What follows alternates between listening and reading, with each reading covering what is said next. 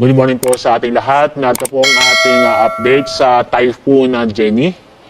Kasalukuyan, lumakas pa ang bagyong ito. Ngayon, ang lakas ng hangin malapit sa gitna ng bagyo ay nasa 175 km per hour at ang pagbugso ay umaabot sa 215 km per hour.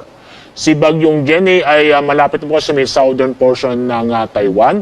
Kasalukuyan nasa layong 140 kilometers north-northwest ng Itbayat, Batanes. Inaasahan po natin ito ikikilos pakanluran sa bilis na 10 kilometers per hour. Patuloy po niya pinapalakas ang habagat o southwest monsoon. Kung saan itong southwest monsoon ay naapektuhan ang Central Luzon, Southern Luzon at ng Visayas. At kasalukuyan, wala po tayong namomonitor na panibagong low pressure area o bagyo sa loob at sa labas ng ating Philippine Area of Responsibility. At ngayong araw ay patuloy pa rin nakataas ang signal number 3 sa Batanes, signal number 2 sa northern portion ng Babuyan Islands. Signal number 1 ay nakataas sa dalawang bahagi ng Babuyan Islands, northern portion ng Apayao, northern portion ng mainland Cagayan at northern portion ng Ilocos Norte. Kaya patuloy pa rin tayong mag-ingat at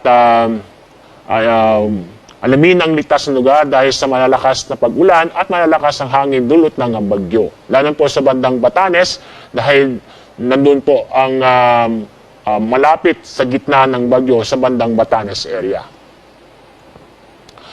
Ngayon ay inaasahan pa rin tayo ng pabukso ng malakas ang hangin. Sa ibang lugar po yan, dulot ng southwest monsoon. At ang mga lugar po na maapektuhan o makakaranas ng pagbukso ng malakas na hangin ay sa southern portion ng Aurora, Romblon, portion ng Calabarzon, portion ng Metro Manila, portion ng Bataan at portion ng Bicol Region. At dahil pa rin sa habagat, ngayong araw may inaasahan po tayo ng moderate to heavy rains sa Zambales, Bataan, Occidental Mindoro at sa northern portion ng Palawan, kasama ang Cuyo, Kalayaan at Calamian Islands. Bukas may inaasahan pa rin tayong moderate to heavy rains dulot ng habagat sa Bataan at Zambales, kasama na rin ang Pangasinan.